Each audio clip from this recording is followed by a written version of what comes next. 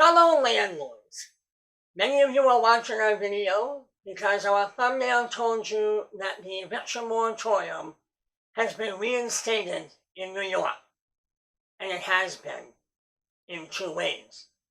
And those two ways are: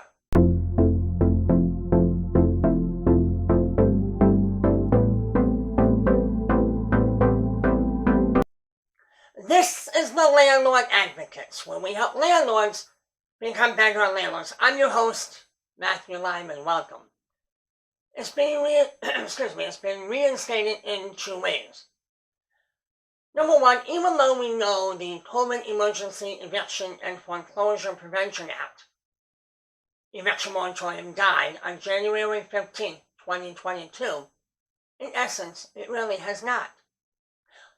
Even though predicate notices and court documents can now be served upon tenants without the declaration of hardship, the notice of legal service providers, or the document with the New York State Unified Court System seal on it, no longer has to be provided, the tenants can come to court and tell the court that they suffered under COVID from January 15, 2022 back to March 2020, and they cannot be evicted for non-payment of rent.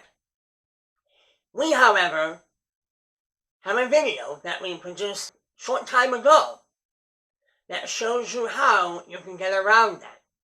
And at the end of this video, we will have a link to that video that will show you how you can get around this.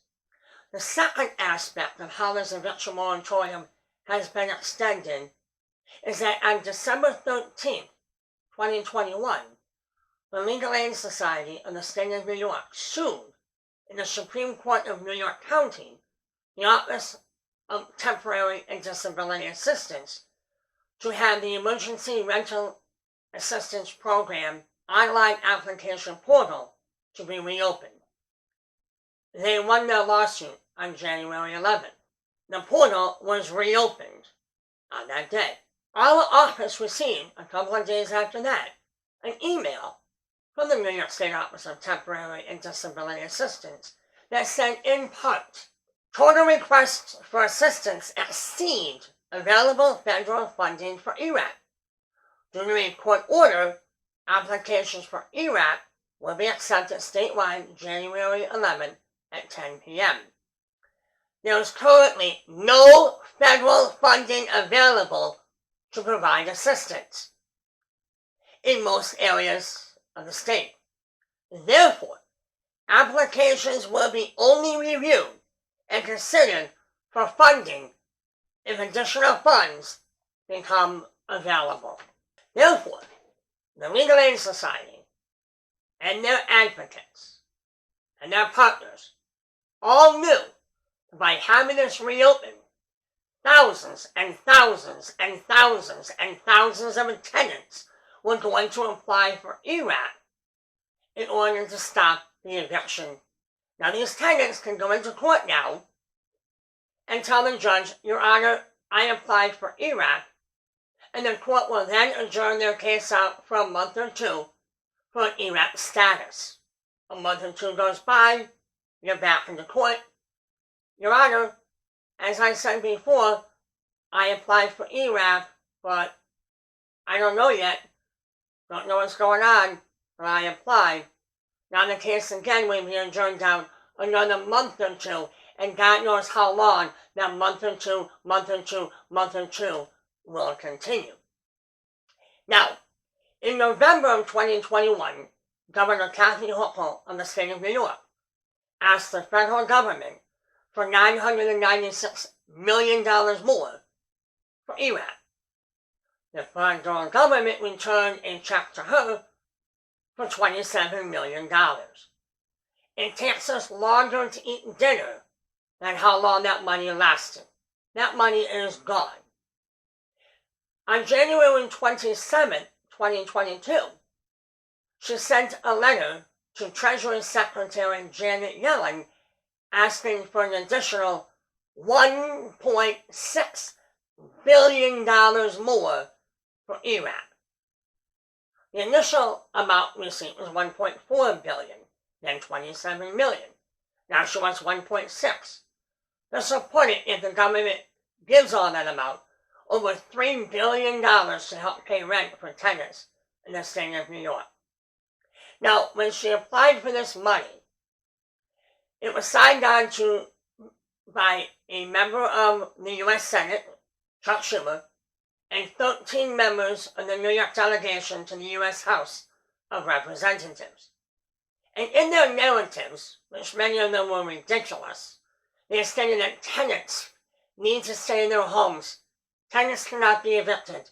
Tenants cannot be made homeless. We have to, through this COVID crisis, this COVID pandemic, we need to do this for the tenants. But in every single one of those narratives, not one mention of a tenant becoming sick from COVID, being hospitalized from COVID, or dying from COVID. Not one mention. Just, we need money to pay the rent for these tenants so they are not made homeless. We need to do this. Well, I will tell you, over the last few weeks, our office has served hundreds of eviction notices, predicate and court papers upon tenants. I decided to jump in and help my staff and serve a number of these notices. I went out on January 29th and served quite a few. A lot of those tenants that answered the door were dressed in such a way that here in the upstate region of the Northeast, New York, it is bitterly cold right now. And many of those tenants that answered the door, I thought they were headed to the beach and to the pool with how they were dressed. Another tenant who I served owes close to $4,000 in rent.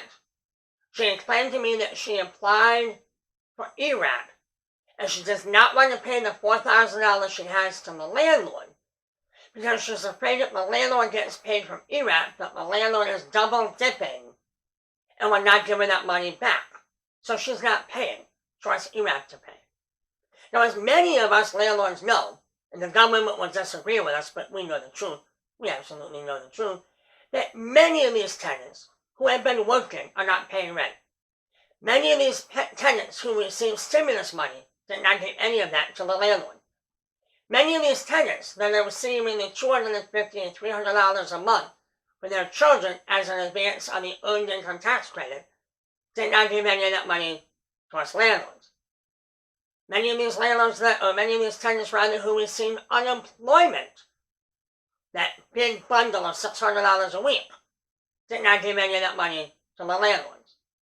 And here we have a tenant who told me that she's not paying the $4,000 because she wants ERAP to pay. So what is she going to do with that $4,000? What have all the other tenants have done with the money that they have not paid to us landlords? TVs, cars, vacations, fancy cell phones, and just blowing the money any way they want because they cannot be evicted during this entire ERAP application process. That is where the Eviction Moratorium has been extended, has been reinstated. It has been reinstated because of the first aspect, that they suffered under COVID and cannot be evicted during that time frame. This time they don't even have to sign a declaration. They can just say they've been affected and now ERAP. That can go on for months and months and months. They're hoping for a second round of funding come March. Reason for her being is that Kathy Hochul states in the New York State website on the 27th that they have 174,000 unfunded applications from tenants that have been deemed eligible for assistance. Well, we're telling you right now that that is a lie. That is a lie. We know now that there's over 200,000 applications.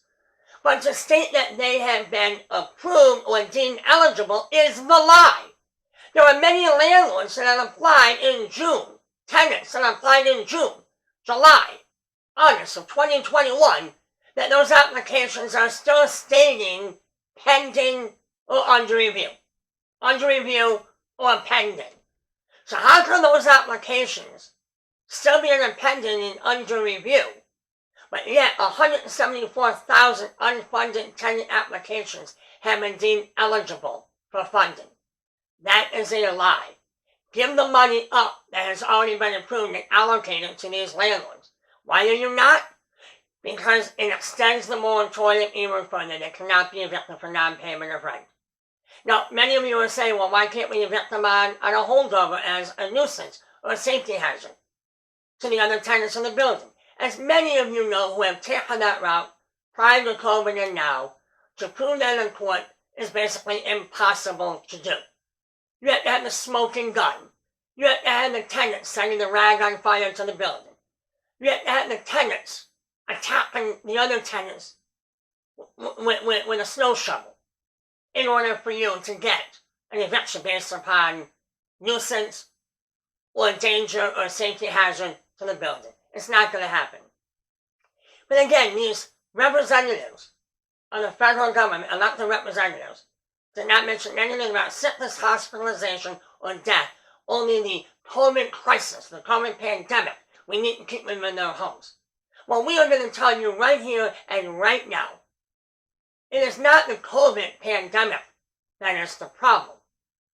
It is the economic pandemic created by government leaders who are consistently looking for ways to continue to pay tenants' bills, their rent, and their utility bills for months and months or ongoing, or to keep them in the apartment without having to pay any rent whatsoever and not face eviction for not doing so, for not paying the rent. That is the economic crisis.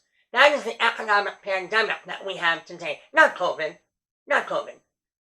Stop paying the bills for these tenants.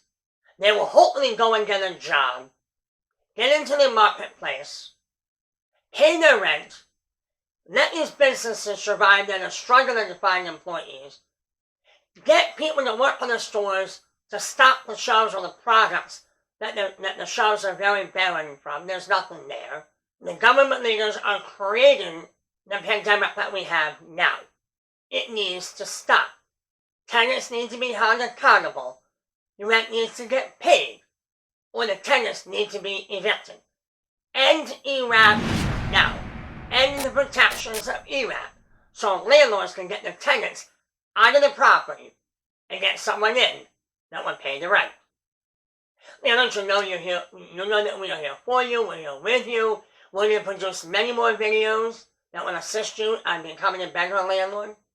We hope that you subscribe to our channel, share our channel with other landlords, hit the notification bell to be made aware of other videos that are upcoming. Hit the like button so that YouTube will share this video all across the YouTube platform. Until then, take care.